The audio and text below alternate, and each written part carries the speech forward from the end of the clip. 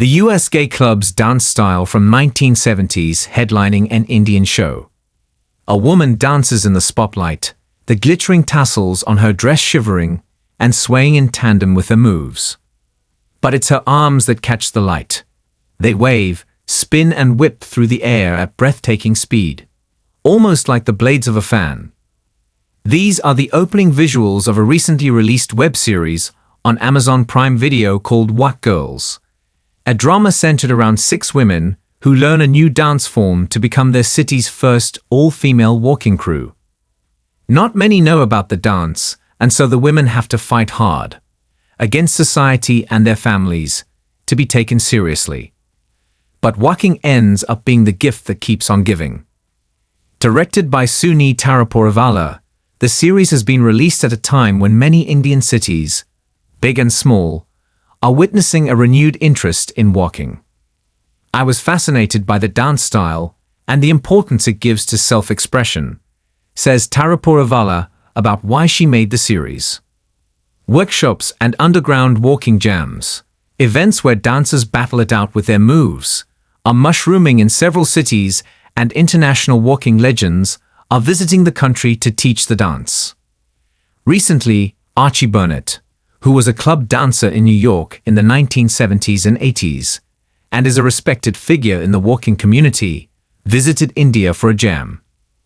Dancers hope that the web series will give waacking more visibility in the country and show people that there's more to dance than classical forms, hip-hop, and Bollywood. Waacking has a history steeped in the LGBTQ+ liberation movement and the freedom championed by disco music. The dance style emerged in the gay clubs of Los Angeles in the 1970s, when there was a lot of stigma surrounding homosexuality. Gay men used waacking to express themselves on the dance floor and pushed back against the hate and discrimination they experienced. Consequently, the dance style developed swift, sharp, and forceful movements, much like how action heroes in comic books beat up their villains, accompanied by sound effects like K-pow and bam. Waacking comes from the onomatopoeic word whack and is reminiscent of the effects found in comic books, says Tejazi Patil, a Mumbai-based dancer who has been waacking for more than a decade. The dance style also drew inspiration from the drama of Hollywood and its glamorous leading ladies.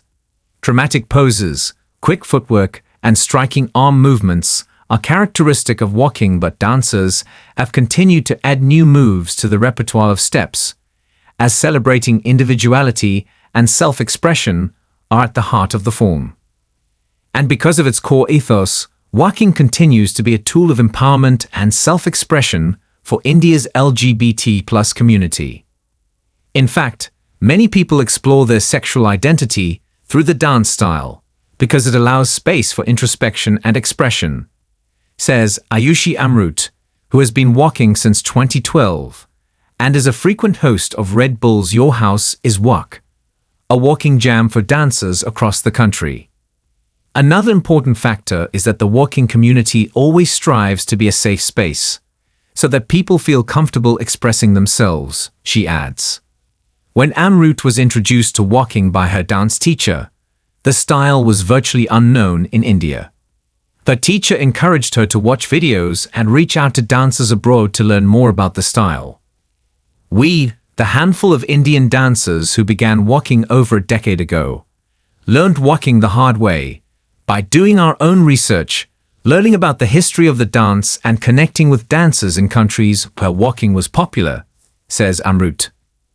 Patil remembers learning waacking the same way, but things are remarkably different today. In the past 5 years or so, the dance style has picked up in popularity, with more youngsters flocking to classes to learn it.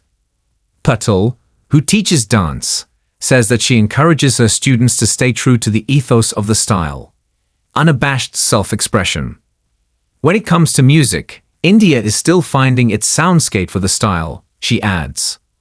Songs by disco queen Donna Summer and American pop legend Diana Ross are still popular, as are tracks from the 1983 film Staying Alive.